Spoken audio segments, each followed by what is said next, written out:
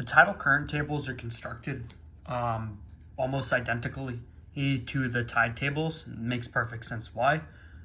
So the main part of this video shouldn't be too complicated or difficult because things are going to look very familiar. Things do get different towards the end though, and I'll get there in a second. So the book starts the same way with a good amount of just introductory stuff, but if we skip to page 9, this is when we get into the main stations for tidal currents. It works in the exact same manner as main stations for tides. You can see it just shows every... Why does that start at November? Okay, I guess we lost the first few pages because it starts at November here, but it shows the tidal current conditions for the main station at every max current for every day throughout the entire year. We can go to Portsmouth Harbor here, and you can see it's broken down throughout the entire year. The one difference is, whereas in the tide tables, they just show you the time of high tide, the time of low tide, and what those heights are. As you can see here, the way it's organized is you have your time of slack water, then the time of max current that follows that slack water, and then the next time of slack water. So you read the table, the times here, by going back and forth. So here, then down, across, almost like a typewriter. You have to come across first, and then down to the next column beneath, and then across again. And that'll show you minimum current, so a slack water, maximum current, minimum current, maximum current. Then off to the side here, it will give you the speed at this maximum current. So you know the speeds here are 0 because it's a minimum, it's slack water. But at 4:24 on January 1st, you can see that the speed was 2.2 knots E. E means it was an ebb current. So this is labeled maximum because it doesn't differentiate in the times between a flood current and an ebb current. The only time you get to tell the difference is right here with the E and the F. So at 1:39, it was a slack water. At 4:24, we had a maximum ebb current of 2.2 knots. At 8 o'clock, it was a slack water again. Then at 10:13, it was a maximum flood current of 1.8 knots, and so on and so forth throughout the tables. And it works like that for every single main station. So it's slightly different, but not that hard to get the hang of. Now, we'll skip to the substations. For whatever reason, the substations were printed horizontally.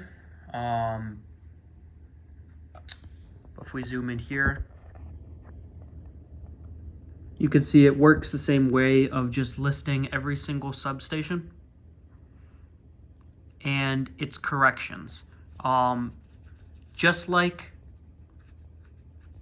with the main stations, they don't necessarily care about, or it's structured slightly different. So the correction factors aren't between the time of high water and the time of low water like they were before. Now they have 4 different times, and it's minimum before the flood. So any slack water that occurs immediately preceding a flood current, you use this time correction. Minimum before an ebb, so any slack water preceding an ebb current uses this time correction. And then a flood uses this one, and an ebb uses this one. So this actually makes sense because in the tide tables, the only events are high water and low water. Whereas in the current tables, there are 4. There's a slack water before a flood, a slack water before an ebb, and an ebb. So they need time corrections for all of them. And then off to the side, we get our speed ratios here. So instead of applying like arithmetic corrections where you're just adding or subtracting a little bit, all of these are multiplied. So you're always multiplying the values that were listed in the main station. So in this example, you multiply them both by 0.4. In this one, you multiply the flood by 1.0 and the ebb by 0.8, and so on. They've also got average speeds. These aren't going to be used for any kinds of calculations. They're mostly just for reference. But once again, this pattern is repeated all throughout the substations for every single one you could need. Now, just to continue with what is similar, we'll jump down to page 94.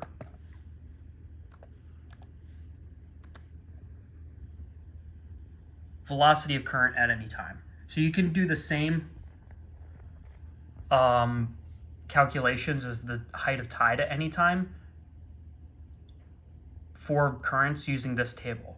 Obviously, it looks a little different and you use it very slightly differently, but it's not that difficult to get the hang of, and you can think of it as achieving the same goals. Then we also, of course, have an index back here listing all of the substations alphabetically for you to be able to quickly refer to. Now, those are all the things that are similar between the tide tables and the current tables.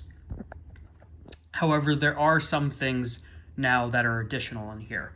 So if we go back to page 96, so just a little bit after the velocity of current at any time, which you can see is up here.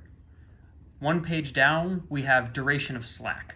So the slack water, the period where there's no current one way or the other, obviously, technically that only occurs for like a very instantaneous moment in time, but there is a decent amount of time, usually like 20 minutes on either side, where there's practically zero current. Maybe it's like a 1/100th of a knot, something like that. And so small that it does not matter. And this table is used for calculating what that duration of slack water is.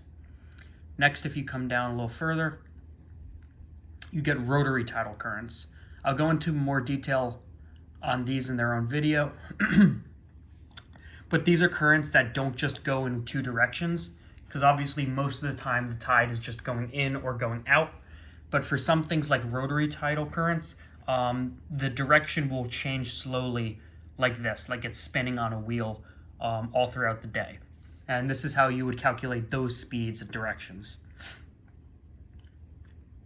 Next, a little further down, there's a good deal of rotary currents. After this,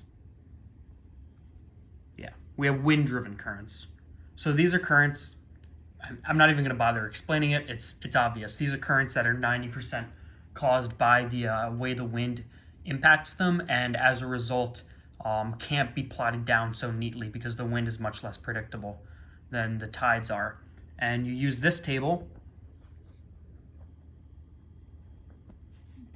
based off of these various locations to find if the wind is facing a certain direction. I hope this, there we go. If the wind is facing a certain direction, what will that do to the current, the direction of the current?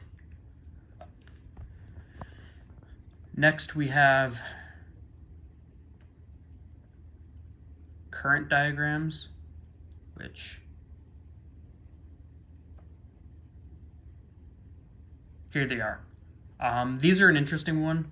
These are for major harbors and how the current will change as you pass through the harbor, because the whole principle we've been working off of this whole time is that different substations have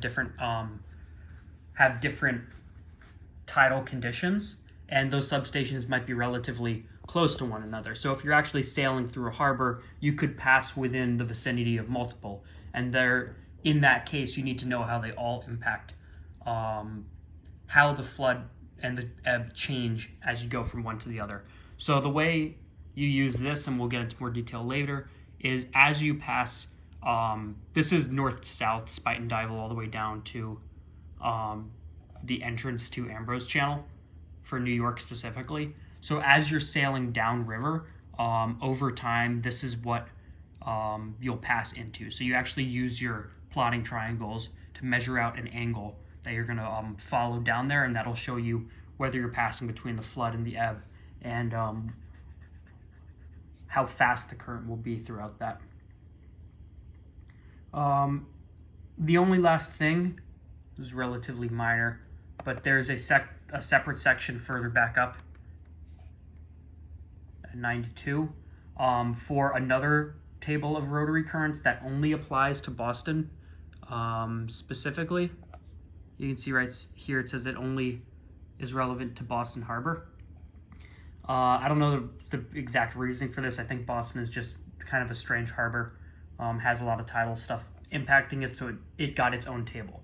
But those are all of the major sections of the current tables, and those are the different things you'll need to learn how to be able to do.